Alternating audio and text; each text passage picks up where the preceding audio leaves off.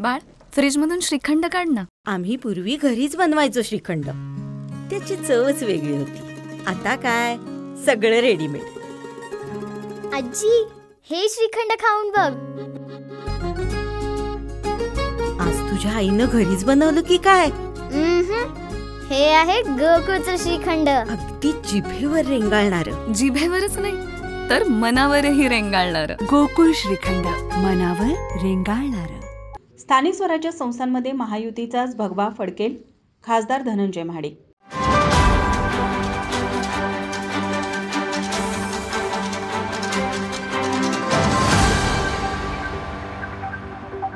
कोल्हापूर जिल्ह्यातील सर्व स्थानिक स्वराज्य संस्थांवर महायुतीचाच भगवा फडकेल असा विश्वास खासदार धनंजय महाडिक यांनी व्यक्त केला.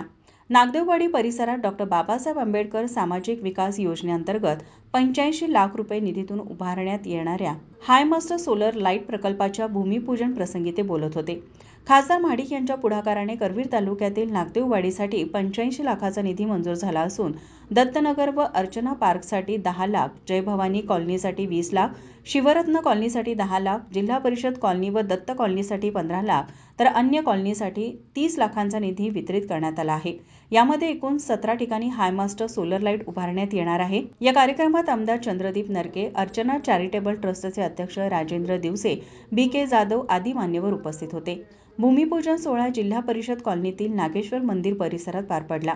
खासदार महाडिक पुढे म्हणाले, जिल्ह्यासाठी एकूण 77 कोटी रुपयांचा निधी मंजूर करून घेतल्याबद्दल मुख्यमंत्री व उपमुख्यमंत्र्यांचे आभार मानले.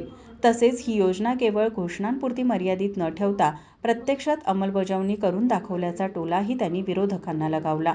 पंतप्रधान नरेंद्र मोदी यांच्या नेतृत्वाखाली देश प्रगतीपथावर आहे. भारत आता जागतिक अर्थव्यवस्थेत 5व्या क्रमांकावर असून पायाभूत सुविधा क्षेत्रात मोठी वाढ झाली आहे.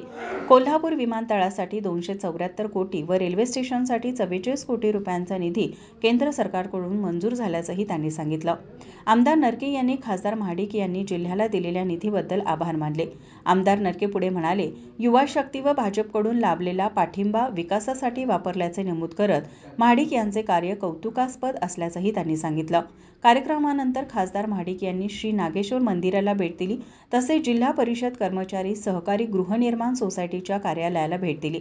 यावेळी नागदेववाडीच्या सरपंच अमृता पोवार, समीर पोवार, विनय पाटील, ग्रामपंचायत सदस्य रवींद्र पोतदार, सगुना बाटे, डॉ. KN पाटील, विश्वास निकडे, मोहन कांबळे, जिल्हा परिषद कॉलनीचे अध्यक्ष अनंत खोपडे, संजय गांधी निराधार समितीचे सदस्य दत्तात्रय आवळे, प्रदीप बाटे, किशोर मुसळे यांच्यासह परिसरातील महिला व नागरिक मोठ्या संख्येने उपस्थित होते. माझा महाराष्ट्र न्यूज, कोल्हापूर.